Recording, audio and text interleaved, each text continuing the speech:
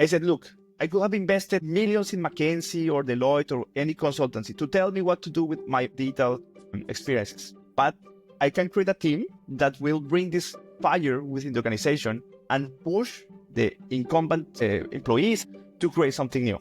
Where should we put this team? At the end, they said we wanted far away from the organization, so there's no connection. And by connection, there's no headwinds. We want some team that is free to try crazy things. I had 3 sales engineers and the phones were not ringing. Intercom was empty. Having people like this looking at the floor and said, we have no sales. Nothing is moving. We're spending $10,000, $15,000 per day on Google Ads and no one is buying. That actually was much worse than launching the website. And then what do? Well,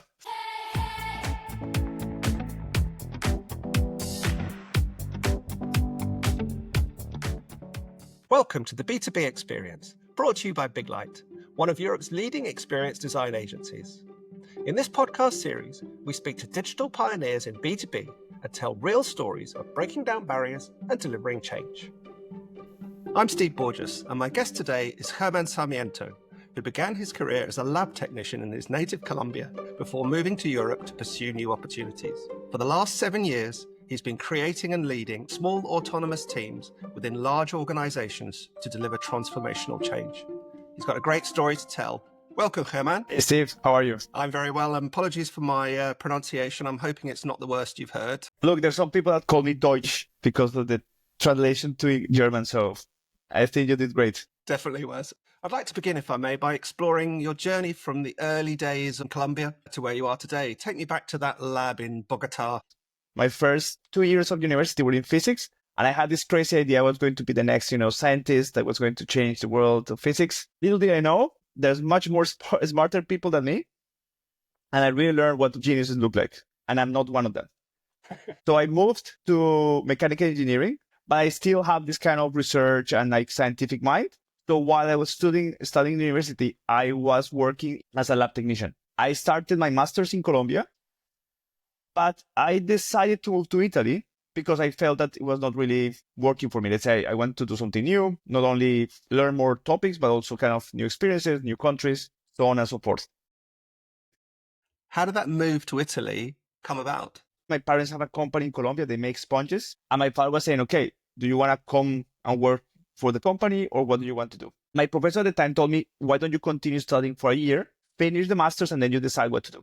Then a friend that moved to Italy before me told me, look, I'm having so much fun here. What do you try it out? I said, okay. So I applied for the master's. I got the scholarship. I said, you know what, Dad, Mom, I'm moving to Italy.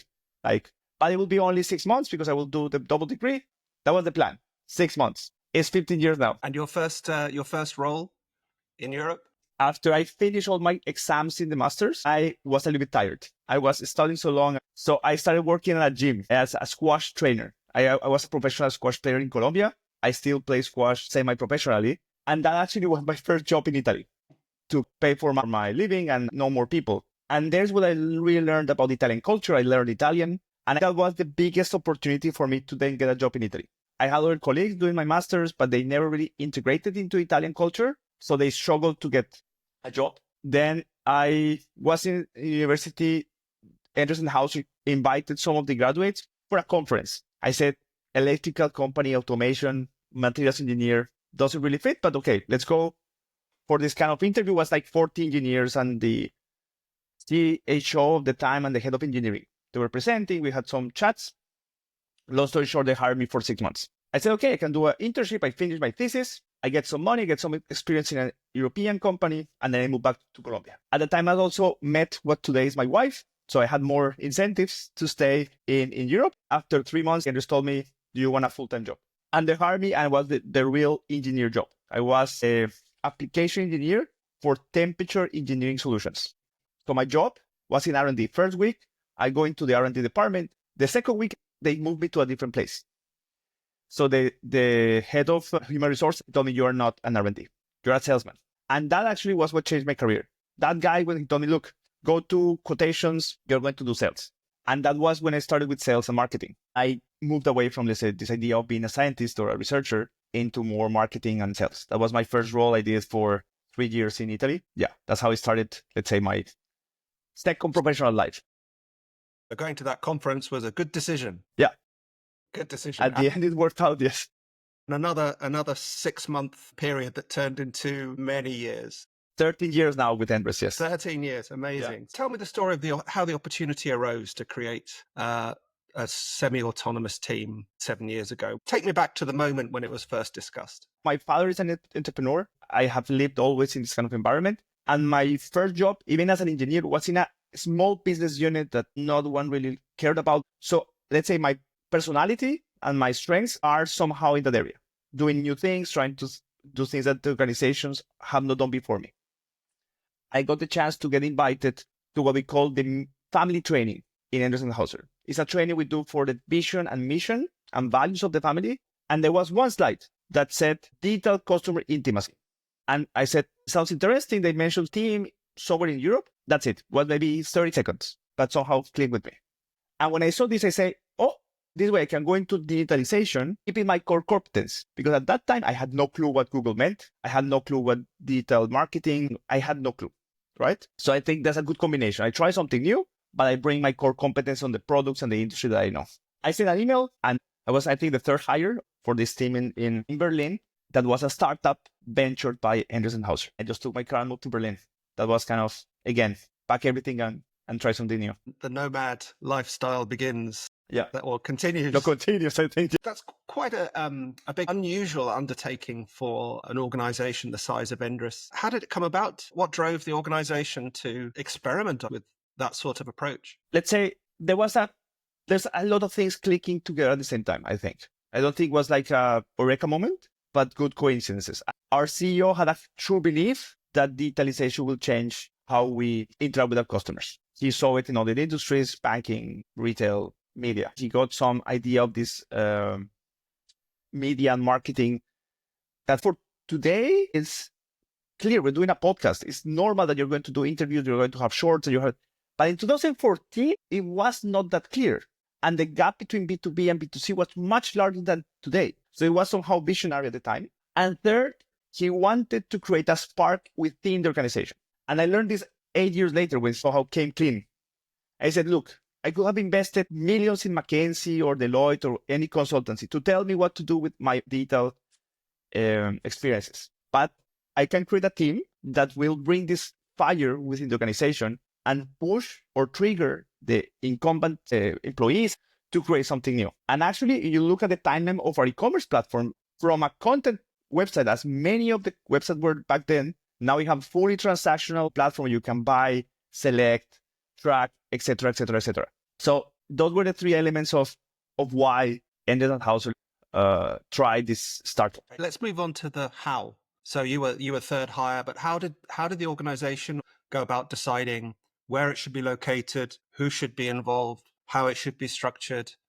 Correct. And what its relationship with a larger organization should be?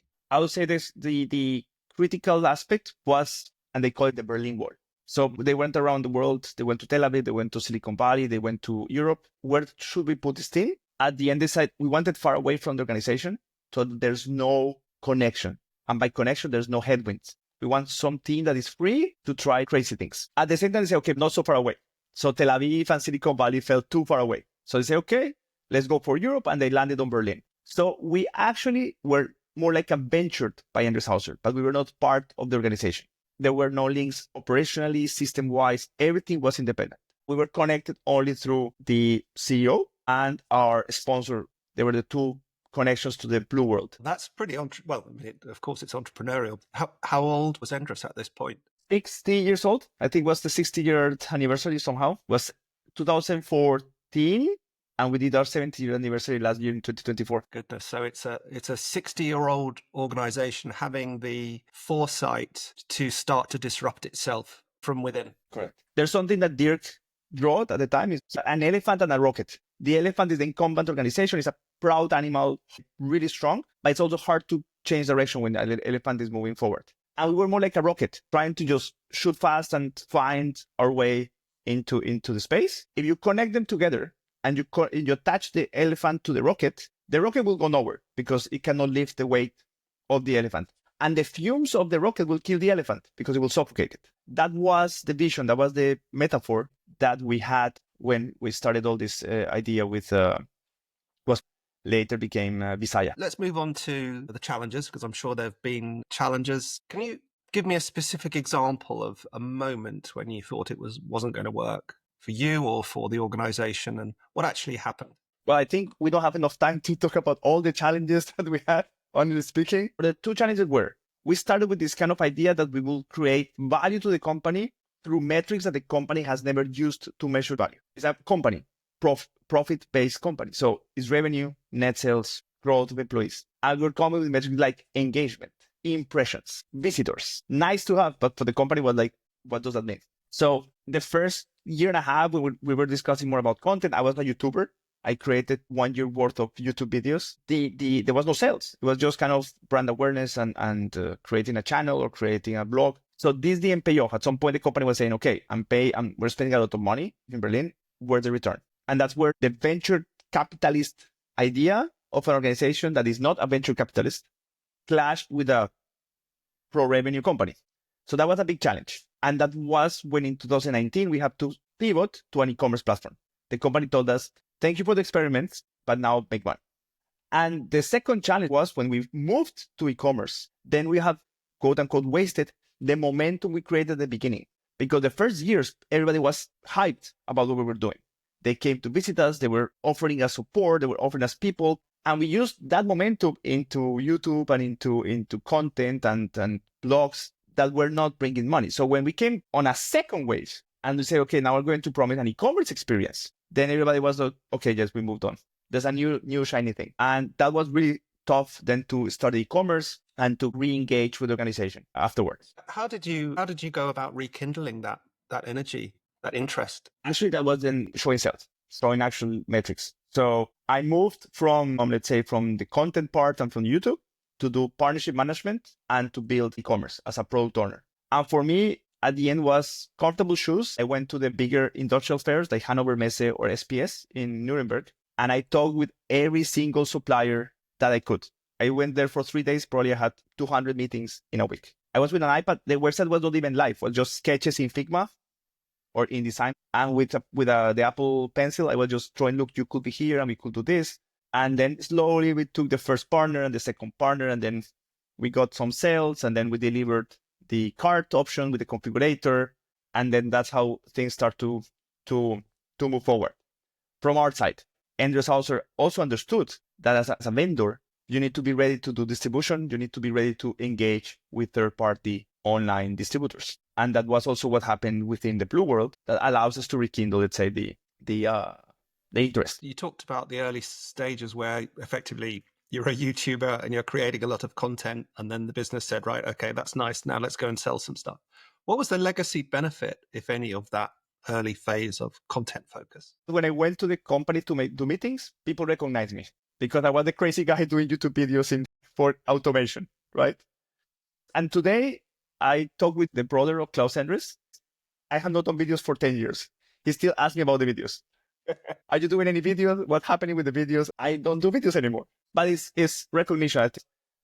Again, it's 2015. No one is doing YouTube videos for industrial applications. It was Mr. Guitarman and other YouTubers. No, there's no Mr. Beast. It seems unnatural, but it's a different world back then. I created good relationship with some of the people that are the experts of the products. So they knew that they could talk to me and we could do this kind of experiments. And yeah, I would say that those are the positive effects. You've talked about varying degrees of enthusiasm within the organization, but you haven't mentioned any resistance you had. Was there resistance within the organization? Yes. And how did you and the team deal with it? We started from a quite intransparent industry in which the strength is having a salesperson from the first moment of engagement till the product delivered. People believe that's the secret sauce of B2B sales, that you have one person taking care of everything. And I come here, this crazy guy from Colombia in Berlin, telling you don't need salespeople. Fire the salesperson. We will do everything online. I believe that's not true. It's somewhere in between. But that was the biggest resistance. So salespeople losing their customers, that was a huge resistance. And people within the organization were not willing to take the plunge and work towards our growth. They had always this psychological restraint of if I work with them and make them better, then they will steal my customer on the other side. This has not changed in the last 15 years. And the other topic is transparent pricing. When you start showing price online, then you create a huge friction within the organization. People are scared that you're going to reduce the market, where I don't believe that because you show transparent prices, you are reducing the size of the market. It's just that you are enabling customers to make decisions faster on their own. But that's what I'm saying to you. That doesn't mean that everybody agrees with me. So yeah, I would say those are the two main challenges. Was there one particular moment where you had some specific resistance that you can recall, and how did you work to overcome it? I remember we wanted to create the first launch of the first portfolio of Endless House. I said, okay, we need this product data. We need pictures. We need something in a way that's easy to consume. Can you export it from your own PIM system or your own website and give it to us, that we are not copy pasting, avoiding human error, all the good reasons. We want to have the right data, it's up to date, it's correct. And they said, yes, of course, 70,000 euros. And we were like, what? Yeah, 70,000 euros. So the number is big enough for us to say, okay, we cannot do it. So then the choice was, we could go and fight and talk to the boss of my boss and try to convince people to change, or we just kind of strap our belts and was me and other two guys staying late at night and just copy pasting the things and launching the website as fast as possible. I had a 62-inch TV on my office, and 4 months earlier, I created a countdown, and it was there in the screen, counting down days, counting down hours. I was probably the hardest person to work with during those 4 months. We had to create content. We had to do the sketches for the websites, pages, content, header, everything, taxonomy. It was crazy. I was really proud and happy about it. But also after we did it, people told me, man, I cannot do it again. I cannot work with you again like this. And that's also, I think, for every entrepreneur, even if it's your capital or not, even if it's your own company or you're working for someone else, there are these moments where you choose either I try to do it on a politically correct way and try to move people and influence, which could be correct, or you could say, you know what, let's just do it on our own. Our choice was we do it on our own, and we launched the website. So what do you think the consequences would have been if you hadn't made it, if you hadn't hit that 4-month deadline? For me personally, I think it was my end in the company. I think there will be no path forward for me there in the company. We put our bet in e-commerce, and then if e-commerce doesn't launch, and then every December we had to apply for budgets for our salaries and for new people. So we needed momentum. We needed numbers. We needed sales. We have a website. I had 3 sales engineers, and the phones were not ringing. Intercom was empty. Having people like this looking at the floor and said, we have no sales. Nothing is moving. We're spending $10,000, $15,000 per day on Google Ads, and no one is buying. That actually was much worse than launching the website. And then what do? Well, strap on, believe in the plan, try to tweak your marketing campaigns. We did some outbound stuff. We activated some videos, and then slightly the flywheel started. One order here, one order there, some celebrations, get people drunk in Christmas so that the team spirit was still there, even though it was hard. So it was, I can tell you, it was 5 years of a lot of work. I learned a lot. I would do it again if I had to go back, but I would not do it the same way. Not everything. What do you know today that you wish you'd known when you started this journey? I'll tell you what I did afterwards from the learnings. So there was a merger with one of our competitors, so I didn't have a job anymore. At the time, Endless House called me and said, do you want to repeat to a intrapreneurship activity, so a startup within the company? And they gave me free reign. They gave me, and that's why I say, okay, yes, I will do it. But as you just asked me, what would I do differently? So I came to Switzerland. It was also during COVID. I was not sitting in the shiny office on top, close to management. I was sitting on the first floor in a corner. No one knew where I was. I didn't post any updates. I was quiet. Doing my job, finding the team. Let's see who will join the organization, talking closely with my bosses at the time, till we got some momentum. So I budgeted first year 1 point something million. Said, let's do some sales. We hit the number. Then I said a small post. Oh, congratulations. We had some chocolate to the team. Look, we made it. That momentum gave us more budget to hire 2 more people.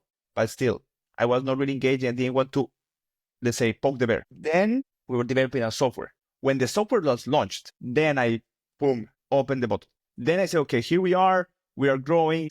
So this was the first learning. Bring value first, celebrate afterwards. And second is, and it seems really like a obvious thing, before we were focusing on, we are this kind of great team, we can do everything. In Berlin, we can do content, we can do development. When I came to Swiss, I said, no, what can we do that only we can do?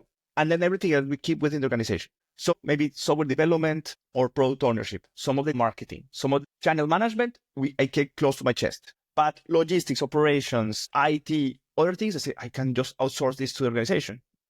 They are bigger than me. Why should I duplicate every single process? And then as we grew up, then I brought things in the team as we needed more bespoke processes or tweak some of the tools. But at the beginning, I was focusing only on what we call the real competitive advantage, which is weird because I'm not competing against interest, but that was my mentality. What can I do? What's my competitive advantage compared to the organization? Where do I bring unique value?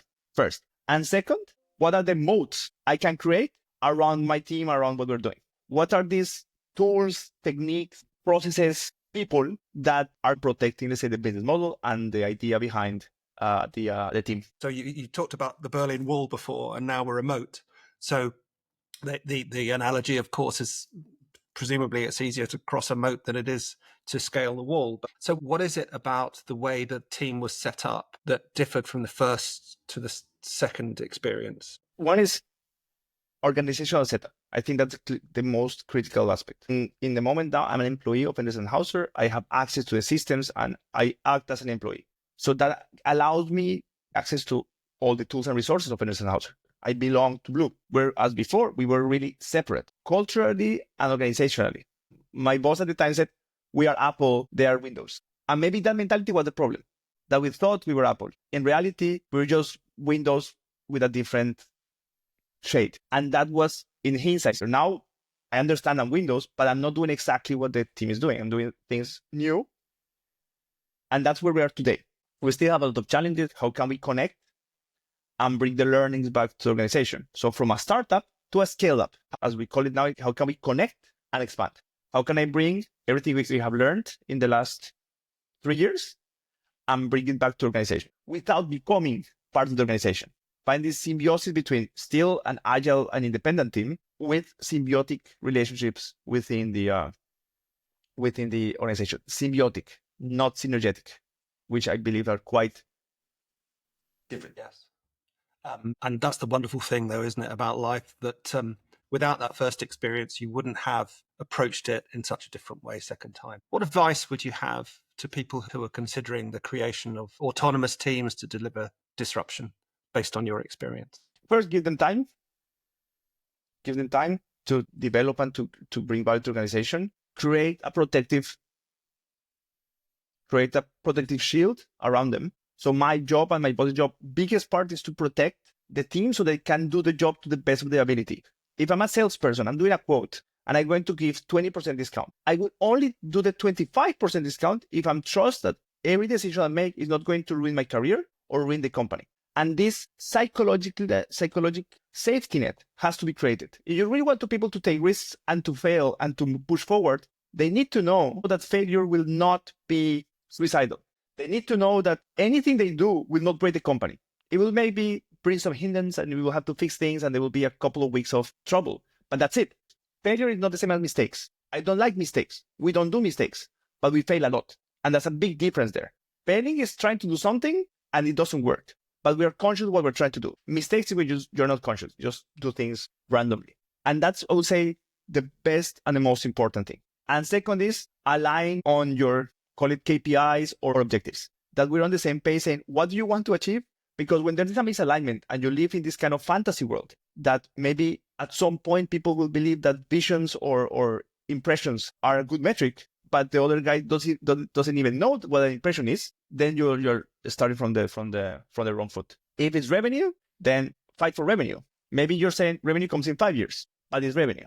And don't try to live in this kind of fantasy world where metrics are not the same. Objectives could be quantitative, qualitative, but they have to be aligned. Not with all the organization, but there has to be one guy, especially on the decision part of the organization, that believes and trusts what you're doing. So when S hits the fan, you know where to go when, I'm sorry, I screwed up. And we screw up a lot. The price was wrong. Our customer is complaining about whatever they saw on the website. we had a problem with compliance in Syria, whatever, things will happen.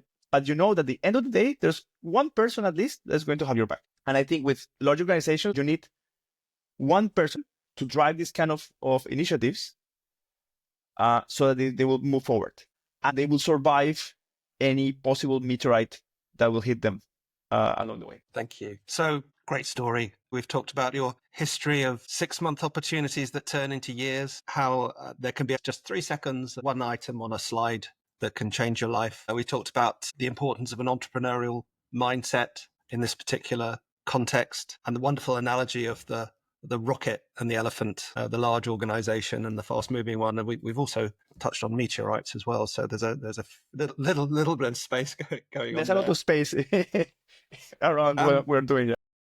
And it's fascinating the phases you talked about, the phases of moving from focus on content to focus on commerce, the 4 months of cutting and pasting to get the site live, and then tumbleweed when it was live, and eventually things picked up. I think one of the most fascinating aspects for me is what you took away from the first experience to the second experience. In particular, the decision you made to keep quiet until you had something to talk about, which is the opposite of fake it till you make it, isn't it? And then finally, the importance of having strong sponsorship or strong support within the organization, which allows you to fail, and countering the adage, actually failure is an option. So we've got a bit of a closing tradition on the podcast, and it's called B2B Buzzword Bingo. What's one buzzword that's overused or a trend that's overhyped in B2B right now that you wish would disappear, and why? I thought about this a lot and actually came a little bit earlier. I think it's synergy. I hate the word synergy because synergy just hides the fact that maybe you have teams not working together and you're just trying to put them together so they find synergetic connections. Instead, you just want to fire half the people because you have to find synergies and to streamline your operations. That's why when we talk about ourselves now, we talk about symbiotic, in which there are two organizations or a network of organizations that coexist and feed off each other. Like the forests, when you have the moss and the trees, is symbiotic. It's not synergetic. You don't have to be fully aligned on every aspect of what you're doing. Actually, innovation comes from the misalignment because people do things differently. But it's symbiotic in the way that when I do something well, I'm helping or nurturing someone else. If I have an idea in marketing, I know someone else can feed out of this idea and vice versa. It doesn't mean that my ideas are in line and synergetically connected with the ones you have. And that's the thing I would like to, if I could, I will stop every CEO on their calls trying to talk about synergies and how they're making their organizations more synergetic. Excellent. Great observation. Well, Germán, thank you so much. I've enjoyed the conversation. I've learned so much from it. I just think it's really interesting. It's fascinating that a 60-year-old organization, family-owned, has had the foresight to do this and to continue to support it to this day. So thank you very much. Loved the conversation. Thanks for your time. Steve, thank you very much for the opportunity. It was really enjoyable. It's also nice to go down memory lane, think about everything has happened in the last 10 years. So thank you for the opportunity. Yeah. Oh, you're welcome. Well, that's it for this episode. If you enjoyed it, then please don't forget to hit subscribe and share it with your network. And if you'd like to find out more about how Big Light helps its clients discover the needs of their customers and deliver experiences that meet them, then check out our website or follow us on LinkedIn. I'll see you next time.